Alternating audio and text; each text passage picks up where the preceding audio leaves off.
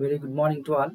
In the last class, we have discussed a few important points like what is a matter, next, what is a atom, what is a element, next, what is a molecule, next, what is a radioactive elements, next, what is a compound and mixture. So up to here, just we have seen that in the last class. So today we are going to discuss a classification of elements. Today we are going to discuss a classification of elements. Based on these properties, elements are broadly classified into three categories: metals, non-metals, and metalloids. Based on their properties, metals, non-metals, and metalloids. So first come to the metals. So what are the metals and how we can consider and how we can identify the given substance the metal or not. So check that first. Metals, mostly metals are solids, but one exceptional case is there. What is that? That is mercury is a liquid metal. Next, generally they are having the lustrous property. What is the meaning of lustrous property? They are having the shiny surface. They are having the shining surface and they are having that malleability nature. What is the malleability? We can make them into sheets like aluminum. What we can take that is a uh, uh, copper. Next, we can take aluminium foil. Is it clear? So these all are comes under malleable properties. Next, another one. Next, another one. Ductility. What is that? Ductility. So it can meaning that drawn into wires. So if you take the copper wires, so we can drawn into wires and they are good conductors. They are good conductors of heat and electricity. They are good conductors of heat and electricity. So mostly they are having that very hard nature, very hard. Mostly they are having the very hard in nature. Except you take what is that? Uh, Sodium and potassium. These are soft in nature. Even we can cut with a knife also. You can cut with a knife. Next, most of these are having the highest melting point and boiling points, except gallium. Gallium is a liquid even at 35 degrees Celsius. So these are the few important properties of metals. So example what we can take: silver, gold, iron, and so on. Next come to the non-metals. So what are the properties of non-metals? So generally non-metals are gas and solid in nature. The bromine is a liquid non-metal. Bromine is a liquid non-metal. So they do not have, generally they do not have lustrous property. They do not have lustrous property. But exceptional case is there, that is iodine. Iodine is a lustrous in nature. It is having some shiny surface. Next, they do not have malleability and ductility. They do not have malleability and ductility. So they cannot drawn into wires and we cannot make them into sheets, and they are, do not conduct heat and electricity. They do not conduct heat and electricity. They do not conduct heat and electricity except graphite. Graphite is a good conductor of heat and electricity. Next, when compared with the metals, they are having less melting point and boiling point. When compared with the metals, they are having less melting point and boiling points. Next, but here one exceptional case is there, that is diamond.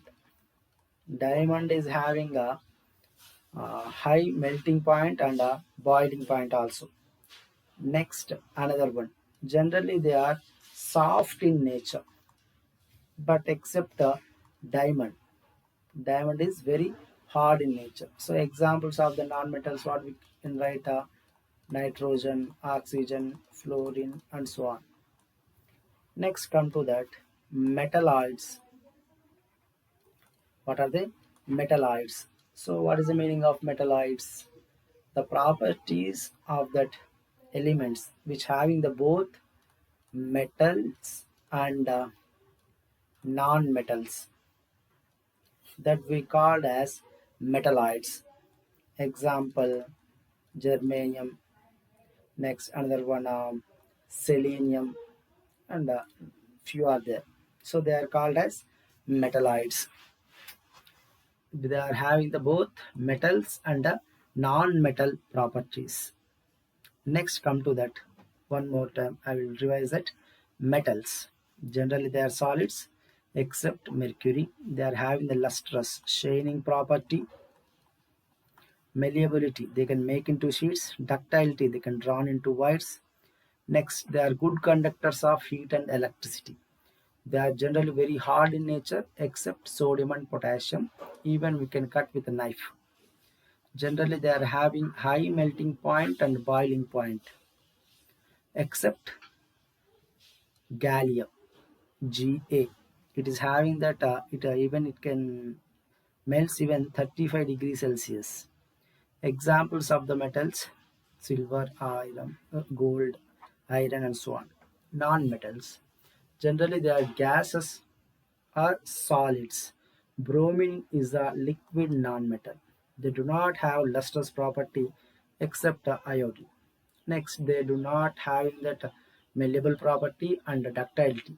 Next, they do not conduct heat and electricity except graphite. They are having that less melting and boiling point compared with the metals, but diamond is having that highest melting point and a boiling point. Generally, they are soft in nature. Diamond is a very hard exception. Next, nitrogen and oxygen. Examples for that non-metals, and few more are there. Metalloids, that elements which are having the both metallic properties and non-metallic properties, they are called as metalloids. Example, germanium, selenium, arsenic, antimony, and so on. Se, selenium, arsenic, and antimony. So these are the few properties of metals, non-metals, and metalloids. So next, another one, we will see that fundamental particles. What are they? Fundamental particles. So what are the fundamental particles are present?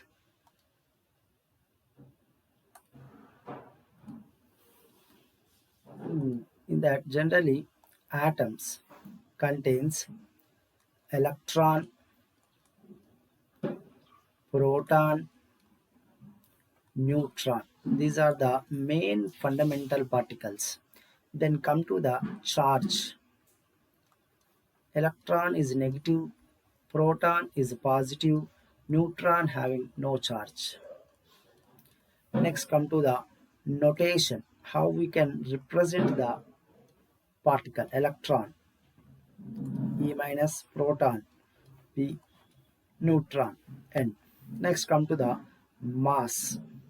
So electron is having around 9.11 9.11 into 10 to the power of minus 28 grams, or you can write 0.000548 atomic mass unit.